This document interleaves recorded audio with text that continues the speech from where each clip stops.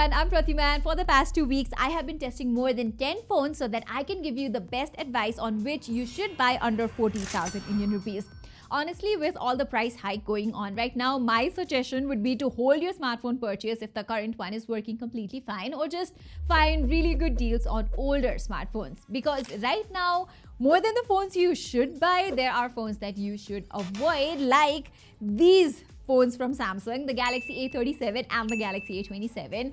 Both of them are such underwhelming phones. They're slow, only have basic 5000 mAh batteries, and the cameras are just average. Next, I would not recommend getting the Vivo V70 FE and the Vivo T5 Pro either. Both phones feature mediocre chipset, they cannot handle gaming or heavy usage. Plus, even though these phones have a good primary camera, the other cameras are nothing to write home about, and they don't have a telephoto lens either. I guess the only good things about these devices is their designs and battery life, and honestly, you can get much better phones than these for 40,000 rupees. Next, I would also recommend skipping the Redmi Note 15 Pro Plus, the Realme 16 and 16 Pro, and the Oppo F33 Pro.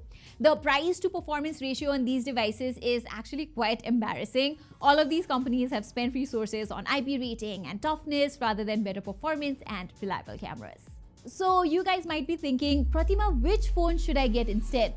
Good question. Watch this video till the end to get my honest, no nonsense opinion. Alright, if you absolutely want the best camera experience under 40,000 rupees, I have 3 good options for you. First is the Vivo T4 Ultra that launched last year. I have made several videos praising this device, and even in 2026, it deserves all the attention because look at the camera samples I got from it. The colors, the sharpness, all on point.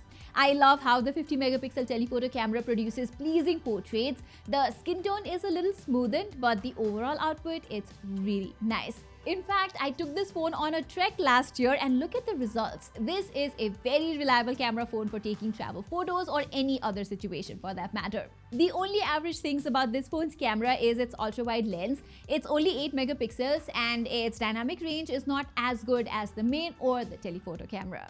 Plus, on the videography side, it has 4K 60 FPS recording support both on the front and the back camera. Other than that, you're getting good hands-on feel with this curvy design. It has a glass build. It also has a decent 5500 mAh battery that gave me around 7 hours of screen on time on average daily. And not to forget, the Dimensity 9300 Plus chipset performs much better than something like the Snapdragon 7S Gen 4 or the Exynos 1480 or the Dimensity 7360 chipset, which are available in most phones at this price range. Although I have to tell you, the thermals on the T4 Ultra are not the best, so I wouldn't recommend intensive gaming on it. The phone handles light gaming just fine. But then if you don't want to buy a last gen phone, then I have 2 other good camera phones for around 40,000 rupees, the Motorola Edge 70 Pro and the Nothing Phone 4a. I actually tested the camera side by side to find out which one was better, and here are the results. Both phones have a reliable primary camera. Previously, Motorola's images used to be oversaturated, but this time they have worked on that, and in fact, in some scenarios, the Edge 70 Pro's images look more natural than the Nothing Phone 4a. Motorola also has a better ultra-wide camera. It's 50 megapixel versus 8 megapixel on Nothing, so detail-wise, you get a better output and it's also wider. But if I had to choose one for photos, I would go for the Nothing Phone 4a. That's because it has a 3.5x telephoto lens which clicks better portraits and zoom photos. Plus, the Nothing Phone 4a's primary camera also has better dynamic range, and the photos look consistently better than Motorola's, especially during the night. The Phone 4a is able to maintain highlights and exposure a lot better.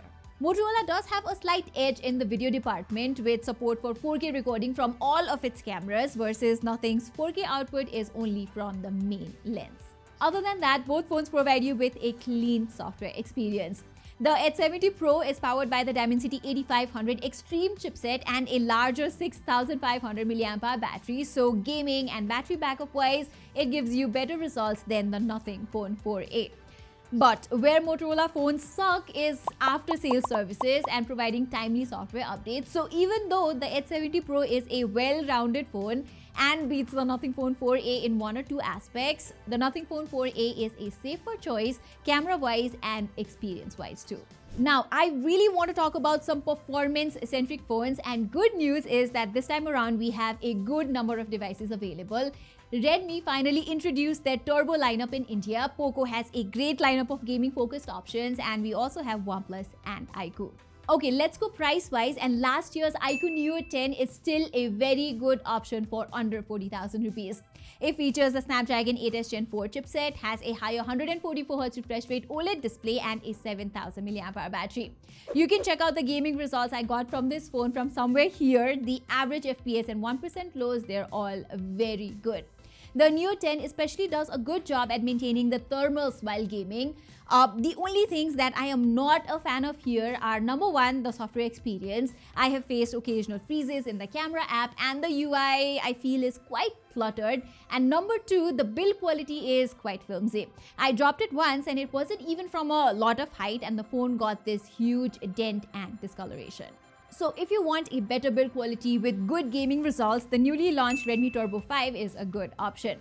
Now this one is a purely performance-centric lineup from Redmi, so please don't expect good cameras from it. But the things Redmi has nailed here are, number one, build quality is solid with a glass back and squarish design. And number two, the multimedia experience on the Redmi Turbo 5 is excellent.